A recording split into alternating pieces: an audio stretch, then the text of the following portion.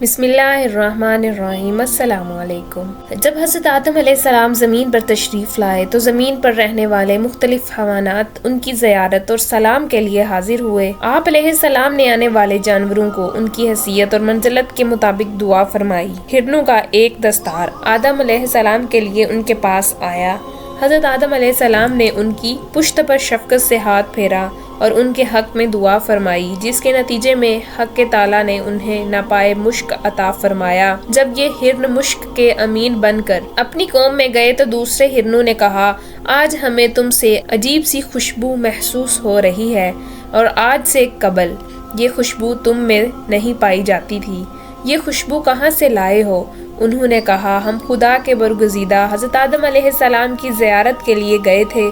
انہوں نے ہماری پشت پر دست شفقت پھیرا اور ہمارے حق میں دعا فرمائی۔ اللہ تعالیٰ نے ہمیں نافع مشک کا حامل بنا دیا۔ جب دوسرے ہندوؤں نے یہ سنا تو انہوں نے کہا، ہم بھی آدم علیہ السلام کے پاس ناپائے مشک حاصل کرنے کو جاتے ہیں۔ یہ کہہ کر وہ حضرت آدم علیہ السلام کے پاس آئے اور ان کو سلام کیا اور حضرت آدم علیہ السلام نے ان کی پشت پر شفقت کا ہاتھ پھیرا اور ان کے لیے دعا فرمائی، مگر ان میں وہ خوشبو پیدا نہ ہوئی۔ انہوں نے واپس آ کر ہندوؤں کی پہلی ٹوجی سے کہا کہ ہم نے بھی آدم علیہ السلام کی زیارت کی۔ انہوں نے ہماری پشت پر دست شفقت پھیرا اور دعا بھی کی، مگر ہمارے اندر وہ خوشبو پیدا نہیں ہوئی جو تمہارے اندر ہے۔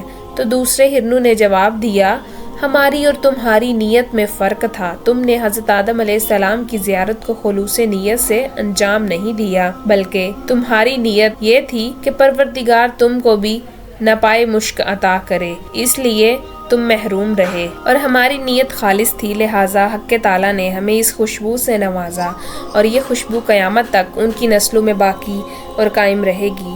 پس جو بھی اپنے عمل کو خلوص نیت سے اللہ کے لیے انجام دے گا تو اس کے اثار اور برکات اس کے لیے اور اسی طرح اس کے لواحقین کے لیے روز قیامت تک باقیوں قائم رہیں گے۔ امید کرتی ہوں کہ آپ کو آج کی ویڈیو اچھی لگی ہوگی۔ اگر آپ کو ہماری ویڈیو اچھی لگی ہے تو ویڈیو کو لائک کریں اور مزید اس طرح کی ویڈیوز دیکھنے کے لیے ہمارا چینل سبسکرائب کر لیں۔ ملتے ہیں نیکسٹ ویڈیو میں، اجازت دیجیے، اللہ حافظ۔